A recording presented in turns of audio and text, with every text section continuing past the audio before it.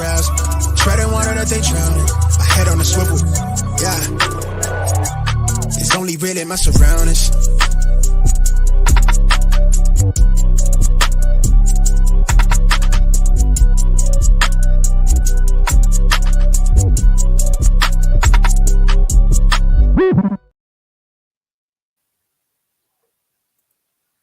Hello and welcome to episode 148 of the Smash Accept podcast. I'm your host, Michael Royer. You find me on Twitter at DynastyDadFF.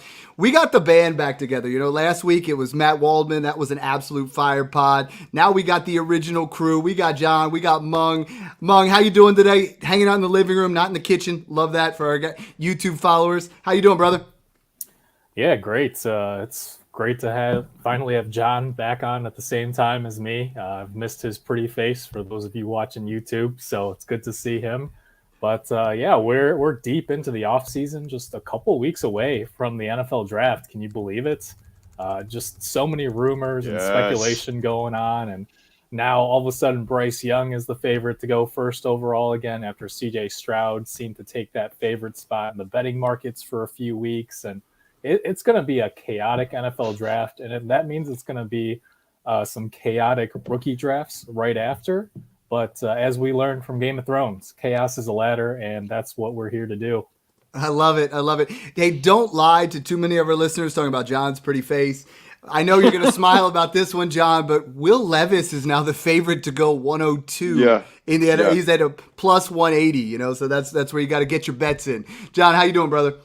Oh, good to be back with the OGs in the house, the originals, and yeah, looking forward to chopping it up. And you know, Mug's looking good too. He said he's feeling good, looking good. This is going to be great to break down this tight end, not only the class, but just kind of talk tight end premium in general and help the listeners out with that, because I think, like we even talked about with Waldman, it is often a little bit overlooked. Yep. And tonight, since we're all on here, we ran a promotion as far as what we're going to do for Apple iTunes to kind of promote our Patreon. And we were giving away one free month in the Patreon. If you guys aren't subscribed to that, check it out. You know, smashacceptpatreon.com or patreon.com/smashaccept. So we got some amazing reviews that I wanted to read out loud, because this is just kind of a process that the three of us have really been grinding, and these comments really made my day. I wanted to share them with everyone. First one sent in from Alan and Jillian. Smash Accept has been invaluable since joining my first Dynasty League in January. I've learned more about player values and trading in 2 months listening to Smash Accept than I have in any other football podcast in my previous 15 years of playing fantasy football. Love that. You know, you love hearing these kind of things. The next one sent in from I Don't Know. He put, Smash Accept covers every part of Dynasty landscape. The show also offers a lot of varied opinions and brings in so many guests. Dynasty is hard work. Let Dynasty Dad, Mung, and their Patreon community help you out with listens and follow at least. John, they didn't know you were part of it because you just hopping on here and there. No, I'm just kidding. We got... Let's see. There's some other amazing ones on here. Give me real quick.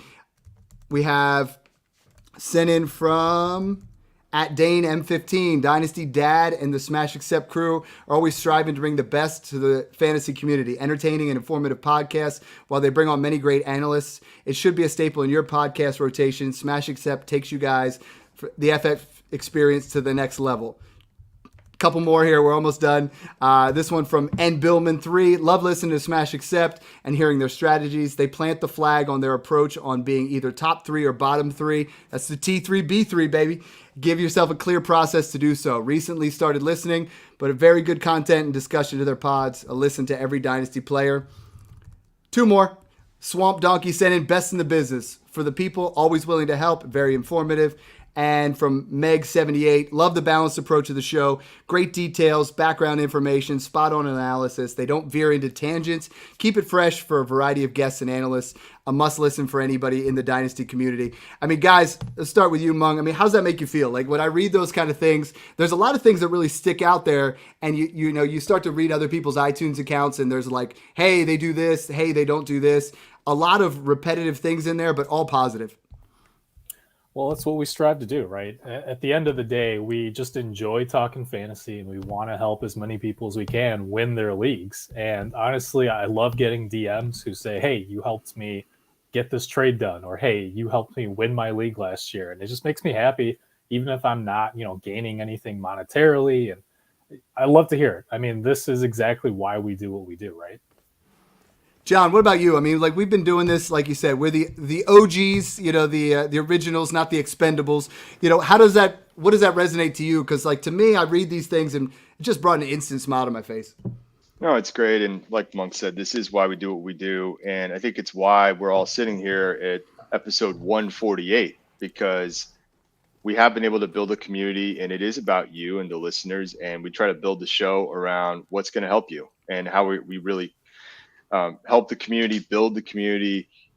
And look, we're also here to get better and improve and stay kind of humble. And we want to keep this thing going as long as we can. So we'll just continue to focus on the listeners and the Smash Patreon. And I think good things ahead, right? We're just three OGs that love talking and chopping it up with Dynasty Fantasy Football.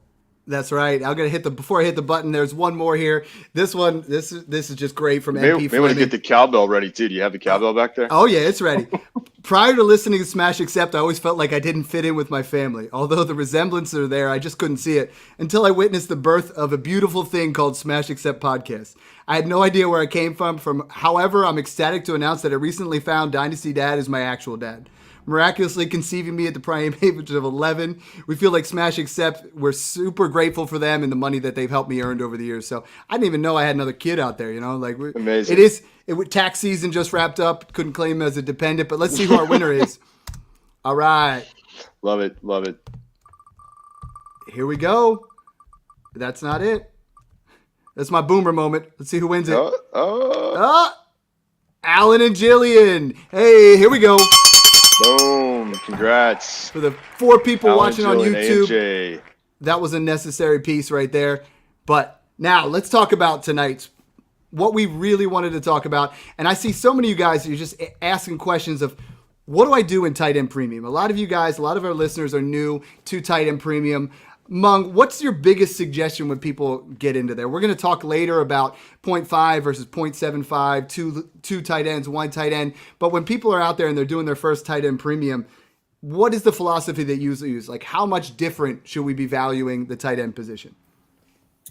I think the biggest mistake that people sometimes make when they first start playing in tight end premium leagues is that it's very different from Superflex or 2 quarterback. Unless you're adding a second required starting tight end position, tight end premium doesn't actually change the values of tight ends all that much. What it does is make that elite top tier of tight ends who see a ton of target volume even more valuable against the top quarterbacks, running backs, and wide receivers.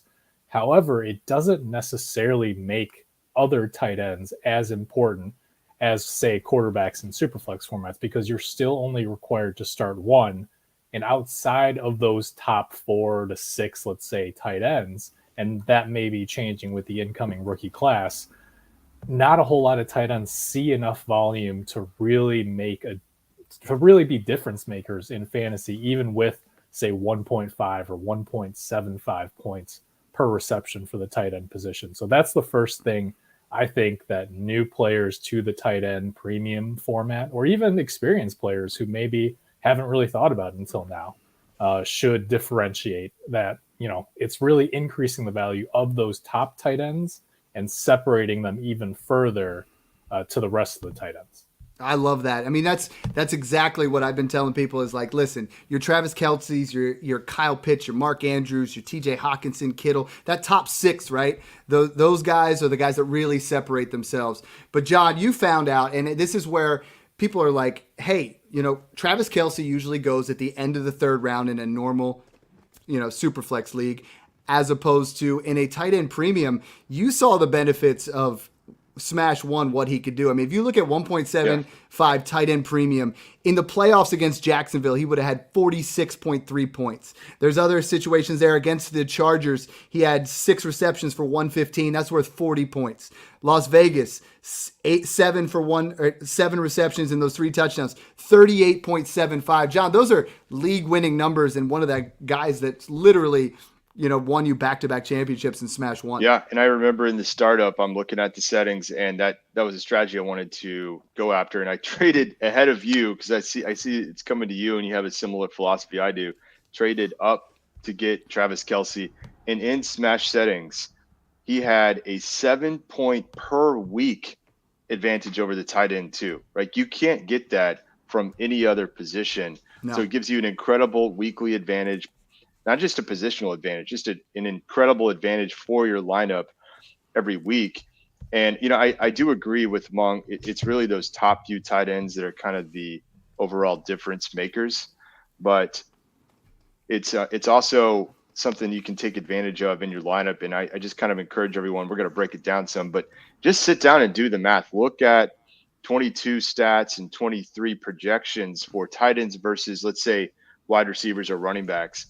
Just to give you an example of what I'm talking about, it may just surprise you a little bit, but like the tight end 6, which was Zach Ertz, had about the same points in Smash formats, which is 0.75 tight end premium, as, wait for it, Jalen Waddle, the wide receiver 13, right? So, that puts things in perspective. Tight ends aren't sexy. We joked about it a lot with Matt Waldman, like these old men tight ends, and old people in Dynasty don't really go together. Although slow and dangerous behind the wheel, they still can serve a purpose.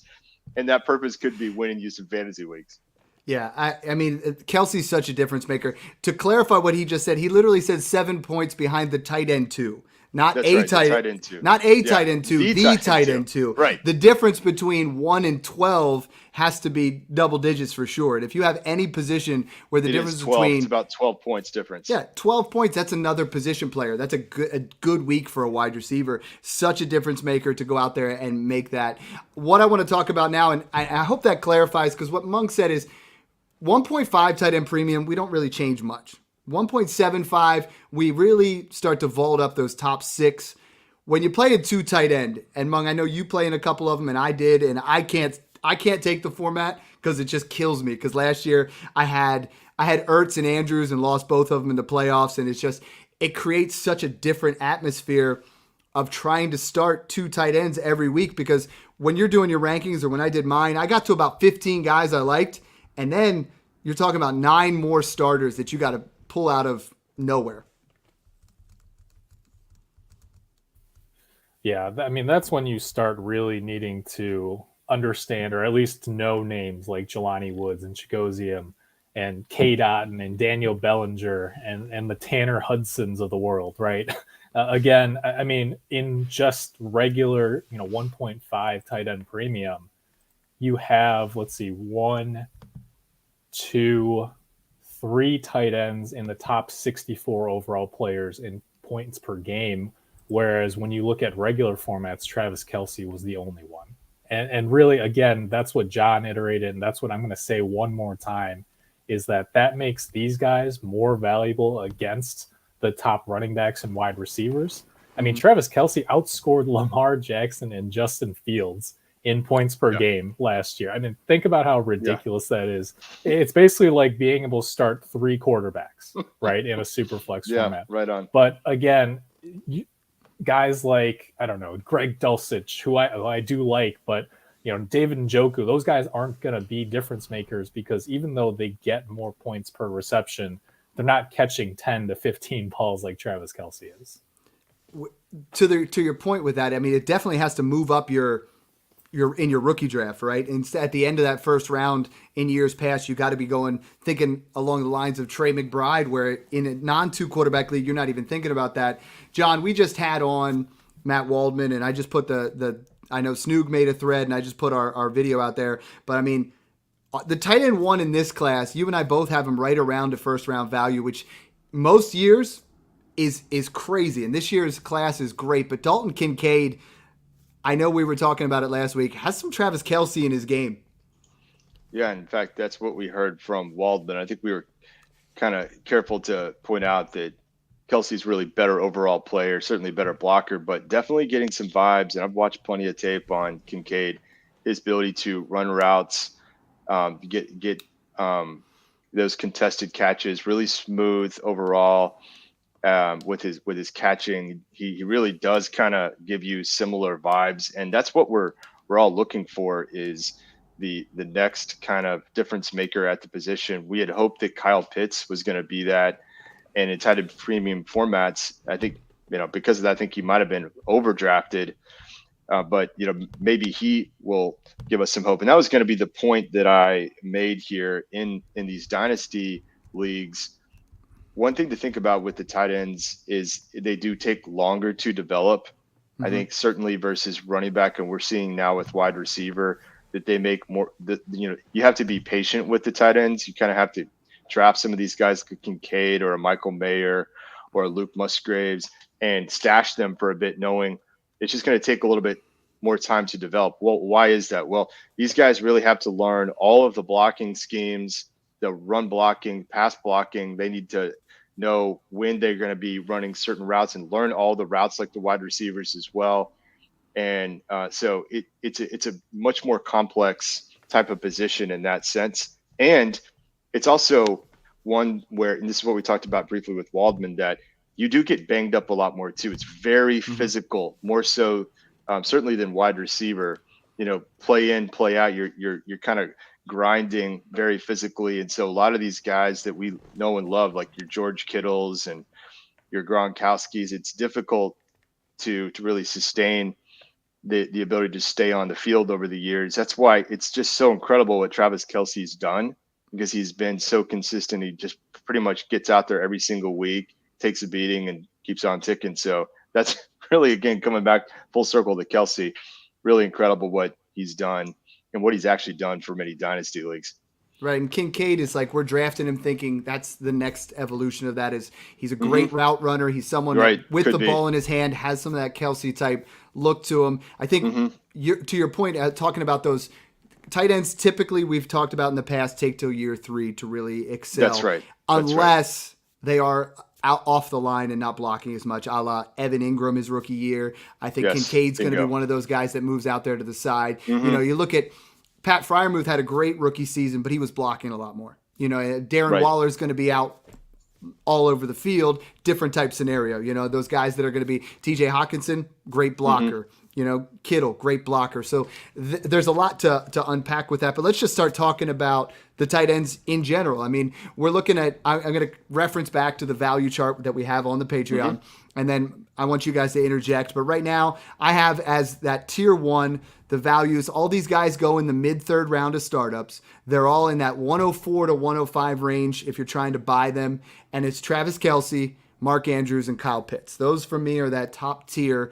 But it's really an interesting thing, because when you look at tiers, a lot of times you see 3 wide receivers. Like you look at CeeDee Lamb, A.J. Brown, and Waddle in the same tier, and you're like, oh, these guys are in that 22 to 24 range. They're all high productive wide receivers. Then you look at the tight ends, and you've got Kelce's going to win you your league. Mark Andrews has been, super steady. Kyle Pitts is that unicorn that we all expect to blow up. And it's really an interesting thing to look at, John, is for me, what I tell everybody is, by round 3, you have to have an idea if you're taking a tight end, because if you're all in, you go Kelce. If you're building, you go Andrews. If you're thinking about kind of pushing back, it's Kyle Pitts. And I think it's an interesting dynamic that we haven't had before, because we've had our tiers 2 years ago. This was like Kelce, Waller, and Kittle. And even last year it was Kelce and Andrews and Pitts. How do you go about looking at these 3 guys value-wise? Yeah, I think that it is really important to kind of break these guys into tiers. Kelce's in a tier of his own, clearly. But I think with Andrews and Pitts, those guys absolutely should be the next ones off the board. And I'm often kind of doing the math. I'm trying to figure out, how do I put maximum points in my lineup every week? So at any given point in the startup, I'm kind of seeing, all right, there's now some tier breaks about to happen in terms of like average points per week I can put in my lineup. And this, of course, is teams that want to contend, right? That's really what we're speaking to here. So picking up an Andrews and a Pitts in the 3rd round may make sense for your strategy, because you realize, all right, tight ends are going to actually probably have some longevity for my dynasty roster, and these guys are going to be putting up more points per game than really most of the other tight ends, right? We talked about getting one of those top tight ends that are really going to show up with more receptions, right? So you're convincing yourself these guys are going to get peppered with targets and receptions. and they may end up being more points per game than the wide receivers or even running backs available here in the third round. So I'm always trying to get into tiers, right? And I think what we're going to see is a bit of a tier break between the next few guys that we get into. So those are kind of the things that I'm thinking about. And again, sometimes these guys will slide, though. I've seen them slide in startups even into the fourth. Why? Because again, tight ends aren't sexy. People love those flashy QBs, wide receivers, and running backs in the first 3 rounds, right? So you can actually get some pretty serious value, even with the top 3 guys, sometimes into the fourth. Yeah, putting together some of the ADP. I mean, these guys go almost consistently in that same area. And to your point, Pitts is usually the first guy off the board, and it really is. But you're right, Kelce honestly has just been such a difference maker. It's hard to move that direction. You want that young, sexy tight end. Yeah. Mung, is Kyle Pitts going to be that guy? I know this is a question that, if you drafted him, you probably took him 103, 104. You might have felt really burnt by taking him above Jamar Chase. We have to be patient with the position. I own 0 shares. I don't think you guys own too many shares either because of the price for buying a tight end. Is this the year that Kyle Pitts really starts to make that push to become elite? Yeah, I think so. We obviously were disappointed in both him and Drake London last year from a fantasy production standpoint, right? But when you look at the underlying metrics, Kyle Pitts was used as a downfield threat, ranked second among tight ends in average depth of target, which is exactly what we want to see, right? First and foremost, we want to see volume, but then we want to see touchdowns and big plays. And that's exactly what he was able to provide. And also, he was, I believe, 5th in yards per route run, so he was efficient with the touches that he did get. Now, it is a concern that the Falcons are still expected to be fairly run-heavy, and we're still not quite sure if it's going to be Ritter, how well he's going to look, or if it's going to be another quarterback. But at the same time, we always say that talent rises to the top. And as John mentioned earlier, it takes a couple of years for tight ends to really get going in the NFL. Even Travis Kelce had, I think, just 600-700 yards, maybe 4 or 5 touchdowns his first couple of healthy seasons in the league. I mean, Gronk is really the true lone exception who just had, 12 touchdowns as a rookie and then had close to 20 in his second year. But that's just impossible. There's a reason that Gronk is Gronk, and there's no one else who can match him. But overall, I would say really you're just deciding the direction of your team, right? If you're drafting some older quarterbacks, then sure, take a shot on Kelce, who could still have another elite year left in him. But worst case scenario, we have seen that tight ends are the sole skill position who seem to still be able to keep going, even into their mid-30s. We've seen Tony Gonzalez, Antonio Gates be productive into their mid-30s. And again, Kelce is also the exception to every rule because even if he declines in efficiency, with Andy Reid and Mahomes, we know that there's going to be double-digit touchdown seasons for at least another year or two to come. So at least the floor is fairly high for Kelce, even if he loses a step. Well, and John and I were drafting him last year in the 3rd round, and everyone's like, "Oh, that's a bad pick. He's going to be 30, 31." And you're like, guess what? He's still going in that same area, and I think we see a situation where, he might.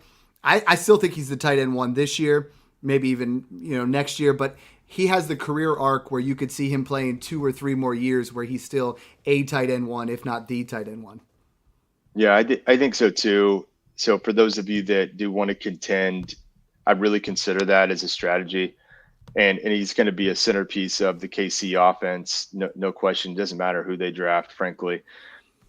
The other thing I was going to say about Pitts is he's now a little bit more appropriately priced, right? I mean, if we look at some of the other smash startups as an example, he was going in the late first of startups because, again, this could be that weekly difference maker, positional advantage type scenario. I do agree with Mung that we probably will see another step for Pitts, but now he's going 2 full rounds later. So it makes more sense to consider it. And, maybe you don't necessarily want to come out and contend for the title in year 1. You want to kind of take it and build the right way and take, a couple of years to do it. He could be very much worth considering there. So the value for both Kelce, Andrews, and Pitts is all better than it was this time last year, if you want to think about it in startups. So worth considering that. And I think if you have Travis Kelce, and a lot of people are coming to me, they're like, "Hey, I'm going to start the rebuild, or I'm going to start moving in that way." Go, and Mung says this all the time: stay in the same tier and get a Kyle Pitts in a second. Find that guy, and maybe he's trying to compete right off the bat. You know, a lot of the Kyle Pitts. I'm getting so many Kyle Pitts questions because I think the Kyle Pitts owners are frustrated. You know, the ones that are like, all right, well, he wasn't what I wanted in year one, even though he had a fine rookie season. In year two, he obviously was with the injury problem. And I think you could be able to go in there and get him. Mark Andrews is the one that's interesting to me. Mung, I mean, 73 receptions, 847 yards. The touchdowns were down to 5, and you even said the year before, I believe it was, we were expecting some touchdown regression from Mark Andrews, who was carried by the touchdowns in 2021. I believe he had 9, and then he had over 107 receptions. A lot of that was with Huntley towards the end of the season. I'm almost to a point where I'm almost moving him down, and I haven't yet, but moving him down to that tier with the next guy I want to talk about is TJ Hawkinson. TJ Hawkinson's usually going in that 4th round. He was the tight end 2, and I feel like the dynasty community still values Mark Andrews a full round ahead of TJ Hawkinson, and I'm not quite sure why right now. I will say, even though I was lower on Andrews heading into last year, I do think he's kind of swung the opposite way in terms of expectations are low because he missed some time in 2022, and obviously Lamar Jackson did as well. And a lot of this definitely hinges on Lamar Jackson staying in Baltimore. But if he does, Andrews might be a sneaky buy if some of the GMs who have him are frustrated, because he actually had a pretty solid 2022 season despite some hiccups. When you look at his stats, he had 8 tight end 1 weeks in 11 games with a healthy Lamar Jackson. That's still pretty solid. And with Greg Roman finally gone, if they do retain Lamar Jackson and agree to finally open up that offense a little bit, become a little bit more pass heavy, I don't know that he'll have quite as many receptions as he did in 2021, but I think he has a safe floor and pretty solid upside still. Yeah, John, I mean, let's talk a little bit more about Andrews and talk about Hawkinson, because they're starting to. Hawkinson's kind of in that no man's tier, like right in between there, because it's another drop off in between there. And that was someone that I was. We did this last year, and I was like gloating about him, and then all of a sudden, Detroit was struggling. Then he goes to Minnesota, and man, did he ball out. Yeah, it was just that change of scenery that really launched TJ Hawkinson. And I'll also add that it was, again, like we just talked about, he's 3-4 years in now. So he has really developed and matured as a tight end blocker receiver. But man, when you get into the right system and you get those targets, it is fun to watch. I happen to have a lot of Hawk shares, and we've been actually talking about this in the Smash Patreon quite a bit, like where we should value this guy. In some recent startups, he has been coming off the board. In some cases, is tight end 2. I've heard even tight end 1. That seems a little wild, but he really shouldn't be going ahead of Pitts in any scenario. No. But remember, this guy was drafted 8th overall, so he's got that draft pedigree. He had quite a decent set of seasons in Detroit, but really all the stars aligned there in Minnesota, and I expect that to continue. He's going to kind of benefit from having Justin Jefferson out wide, and Minnesota may draft another wide receiver here. That's fine. He's just that huge target over the middle that Cousins kind of locked into. He gets the red zone looks. He's still only 25, so there's a lot to like about Hawkinson, and I think we really should start to consider him in that similar tier as Andrews. To your point, I think he's right there. Yeah, and I think a lot of what I've been doing with the value charts is where they're going as far as rookie picks. And he's in that 106, 107 range. The other guys are 4-5. This next group kind of goes in that 1-8 to 111 range. And Mung, right now, I mean, Dallas Goedert and Kittle are firmly going as late firsts. Are we buying at the price? I mean, I know I bought in Smash 1. I got Goddard for 111 and 1.75 premium. I'm seeing Kittle going for 112, even to 201 in that area. And it feels like a value. If you're having to pay a 103 for Kelce, but you can get Kittle or Goddard for 112, feels like a nice little consolation prize. Yeah, absolutely. As I mentioned before, Goddard was terrific in yards per route run. His only issue was a little bit less target volume, obviously with AJ Brown and Devontae Smith there. But Goddard and Kittle are the two exact names who I think if you put them in Kelsey's shoes, they would have similar or better production because that's how talented they are. And I would not drop them any lower. I think they have tremendous upside and safe floors as well. They've produced even without the target volume that Travis Kelce sees. Kittle in particular, there's a little worry about touchdowns because he had a career high 11 touchdowns last year, never had more than 6 in a season prior to 2022. But still, I mean, he's one of the best yards after catch runners out there. Even he rivals wide receivers, right? He's like a giant Justin Jefferson in some ways. But really, these guys are the two exceptions to the rule where even without terrific volume, they can make up for it with efficiency and touchdowns. So I think they're appropriately priced, maybe even a little low, because I do think that behind Kelce, we're talking about 2023 purely, it's all a big tier to me where I could make an argument for Hockenson, Andrews, Kittle, Goddard. So really, I think they're all perhaps separate tiers, but very, very close to me. And that's price dependent on that for sure. You know, like that's where I feel like those top two of Pitts and Kelce are pretty consistent of what people want. But the prices on Goddard and Kittle and even Andrews at time and Hockenson, it can fluctuate a little bit. And that tier there, we're pretty self-explanatory. We talk about a lot. The next one I want to get into, this one's huge. It could be like everyone's a little bit different. Again, I go based off of what I'm seeing in market value for mine. And I know, Mung, you do yours a little bit differently. But for right now, the guys in that 112 to 203 range, firmly in that, in that smash zone is Pat Freiermuth at 7, Darren Waller at 8, and Greg Dulcich at 9. And those are the three guys that I have in that next one. Dalton Kincaid would surely be in that tier as well for me. Yeah. I'm John. I mean, I don't know about you, but I'm almost willing to make him my above Freiermuth. Like if he gets I saw today him going to the Packers. All right, he's my dynasty tight end 7, tight end 8 at worst, and I'm excited to see what he can do. But let's first talk about Freiermuth and Dulcich, both of them great rookie seasons. Dulcich kind of coming out of nowhere, Freiermuth getting the draft capital.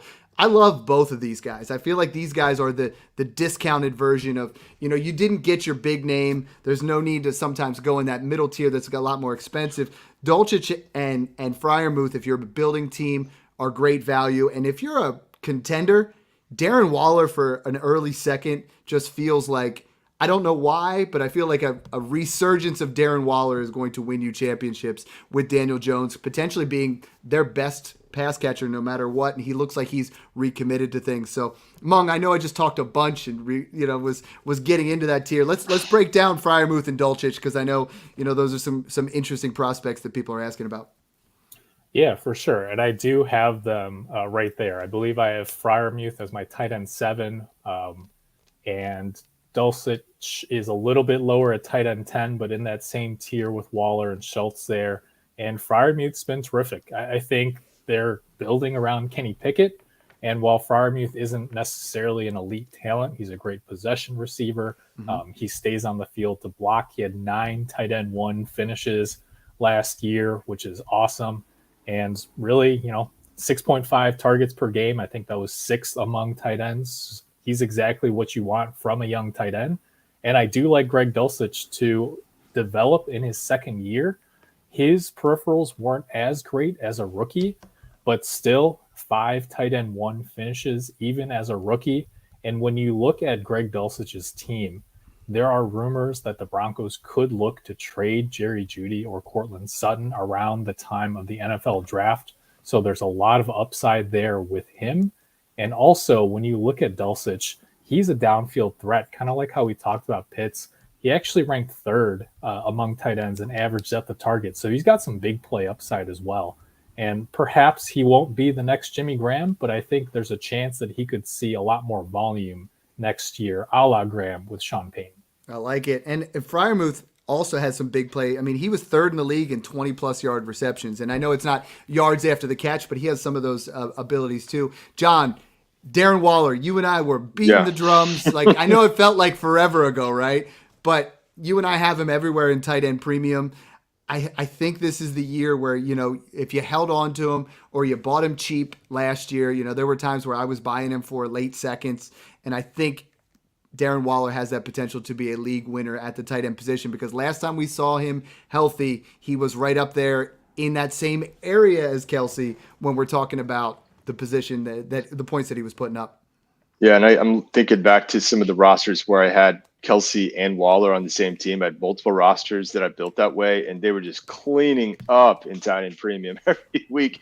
And I remember just frustrating the heck out of my opponents because I'm putting multiple tight ends in my roster, and the points per game were up there. Yeah, 0.75 premium. We were talking about Kelce was 12 points above everybody else. I mean, 2 years ago, Darren Waller was 10 points above everybody else. So if you had the tight end 1 and the tight end 2 in a tight end premium, and you're outscoring your opponent's tight ends by 20 plus points, I mean, you just can't make that up anywhere else. Right. And for those of you that like doing lots of startups and being in lots of leagues, think about maybe like the 3-4 turn this year, or just kind of double tapping tight end, going, what do you call that? Like tight end heavy, or you're not down with the kid lingo anymore.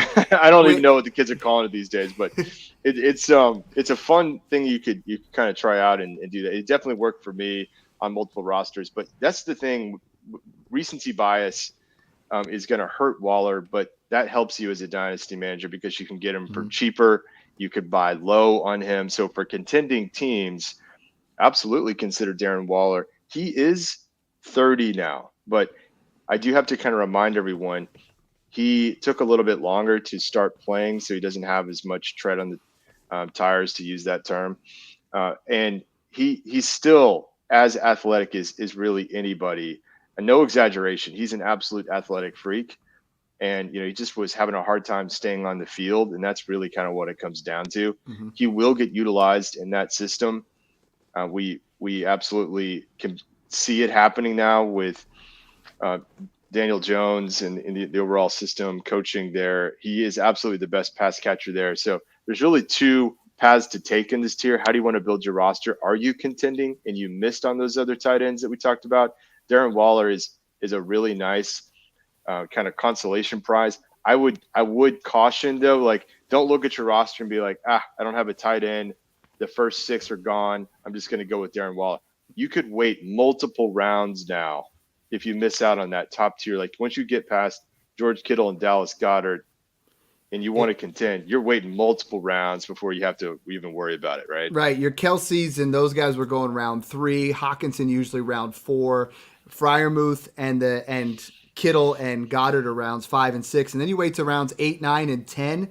Bingo. And then you got Waller, Dulcich, Cole Kmet, Dalton Schultz, Trey McBride, Evan Ingram, David Njoku. And I think the biggest thing you can almost move, in your startup, get a first plus to move back from the 3rd round to the 6th round, and get another first to move from the 6th to like the 9th. Yeah. And you almost collect 2 firsts plus Darren Waller in certain situations. I like that. And you really got to insulate yourself of where you're making those kind of moves, and I'm for it. Among some of those other names that people are really asking out there, they're like, what do I do with young upside guys like Cole Kmet, David Njoku, Trey McBride? You got Chig in there. I mean, there's so many different players in that area in that 9 through 11 round. How do you differentiate and who's that guy for you? Because I have them all really close in rankings. I mean, I think they're all within 206 to 212. You can buy them all and even throw in Dalton Schultz in that area. Yeah, well, first, I just want to say I agree with John where Waller could absolutely lead the Giants in targets in 2023. It's like how John Madden said, if you've got 2 quarterbacks, you have none. And for the Giants, if you've got 5 wide receivers, you have none. If they're all named like Isaiah Hodgins, Paris Campbell, Jamison Crowder, who I forgot was on a roster, Sterling Shepard, those guys. So Waller could absolutely, if he's healthy on the field, lead that team in targets. It's like an entire squad of 5'9" wide receivers who are undersized. They'll probably might as well add Zay Flowers in there and just run out the smallest wide receiver core you've ever seen. And at least red zone targets, if not total targets, right? I was going to say too, and Brian Dayball is a guy that absolutely knows how to utilize his top talent and will work him into the offense. So Yeah. out of those guys I listed, those upside guys, the Chig, the Njoku, the Komet, the McBride, who's that guy for you that you think has the chops to enter that tight end one? I mean, none of them were tight end ones this year, but they're close. I'll say, go with the guy who's done it, Dalton Schultz, who for some reason his dynasty stock has dropped a ton because he signed with the Texans. And at a glance, it's not the best landing spot because they were a bottom 3 scoring offense in points per game last year. But at the same time, there's no reason to fade Schultz as far as he's fallen. I feel like the dynasty community has dropped way too low on him. He was the tight end 11 in PPR points per game last year. He's now being drafted as the tight end 16 in startups in April. And while he's not the most elite talent, at the same time, Houston had the 7th most targets to tight ends last year. And it's not like they've added a ton at wide receiver. Their top guys are Robert Woods and Nico Collins. So there's a chance that Dalton Schultz could actually see more targets per game this coming season than he did last year in Dallas when he had to compete with CeeDee Lamb for targets. I like that a lot. John, when we talk about we're buying these guys, I mean, Schultz is a value. Evan Ingram finished the tight end 5 on 98 targets. That's top 5 in the league, and he's in that even lower in that 2.8 to 212 range. And then even if you're looking at like third round guys, I mean, the tight end 6 was Tyler Higbee with 108 targets. I mean, there is some value to be there. I just never feel great starting guys in those positions. Yeah, I'm kind of with you. These kind of in between tight ends. If I'm building a roster, I really prefer to get a young guy that has the talent that you might see pop. Like I still like Trey McBride, and people forget pretty quickly, but he was kind of the tight end 1 of last year's class. And okay, he got buried a bit as he was developing in his first year behind Zach Ertz. But as you recall, Zach Ertz went down and he flashed. I don't know if anyone started him in their championship in week 17, but he actually went 10 targets, 7 receptions, 78 yards, and a touchdown, kind of showed what he could do.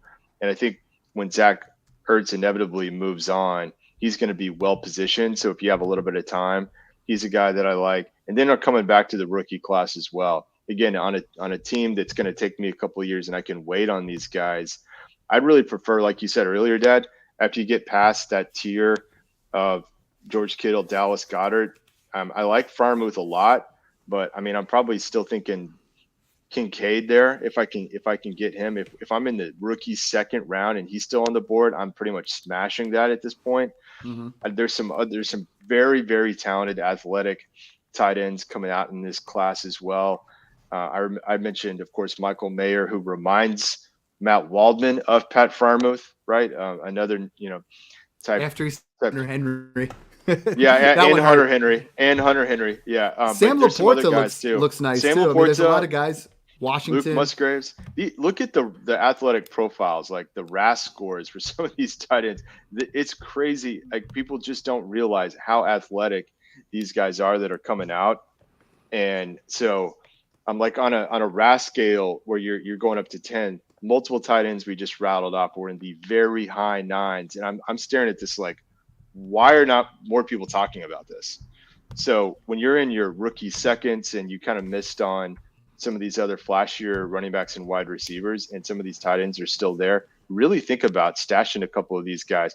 Rookie 3rd round, you're kind of out of guys and you wanted some dart throws, pick up one of these tight ends and stash them and watch to see if any of those guys actually end up in the right system and, a couple years down the road are putting up pretty serious points in tight end premium. So real quick here, we're going to kind of wrap up. I want to go around the room, just a guy that you're buying, on the cheap right now for your dynasty leagues. And then we'll go through there. For me, I'm buying Zach Ertz cheap. I mean, he was 6th in points per game. I think he's someone that I've owned on all of my teams. I haven't sold from anywhere. I just, I understand he's coming off of surgery and it's going to be a longer recovery because he's 32 years old. But I think Zach Ertz is a fine value that you can get for a pair of thirds, and we're talking about in a normal, no tight end premium, 7 points less than Kelsey. I'll take that for the price. Mung? Go ahead, John. Well, I'm just worried that Mong's going to steal my second guy. He already stole my first guy. So I wanted to jump in. Go ahead. So It's all you, John. Okay. I wanted to throw out David Njoku because I think that he is definitely a value. And again, now we're going to get a full offseason with Deshaun Watson in that offense and time to work together. Watson, I think, is going to get that offense back on track. And Njoku really looked good this past year for those that were paying attention. I kind of consider him as a tight end 1, and he's slipping into double-digit rounds in startups. So he's a guy to be pretty comfortable with. You can wait on, again, the strategy is you wait on if you miss that first couple tiers of tight ends, and Njoku's a guy for contenders to really consider in those later rounds. Love it. Mung, bring us home with one more here. Yeah, someone who you can get for basically free right now is Gerald Everett. He'll be turning just 29 in June. Not that old for a tight end, even though it seems like he's been around forever. Actually, he ranked 11th in targets per game last year. Keenan Allen's going to be another year older. Both he and Mike Williams have had trouble staying healthy in recent years. We'll see if the Chargers grab another wide receiver in the early rounds. But for right now, we should still see fairly high target volume for Everett heading into 2023. And he was surprisingly, I was looking at this earlier, 8th in yards after the catch among tight ends and 5th in red zone targets. So even though he only scored 4 touchdowns, he actually has a ton of upside, especially if you believe in Justin Herbert taking a step up with Kellen Moore, who, by the way, gave Dalton Schultz a ton of targets last year. Awesome. I hope you guys enjoyed this. We really unpacked the tight end position. A lot of guys have been asking for it, so you ask, we give it to you. So thanks again for tuning in, guys, and enjoy the process.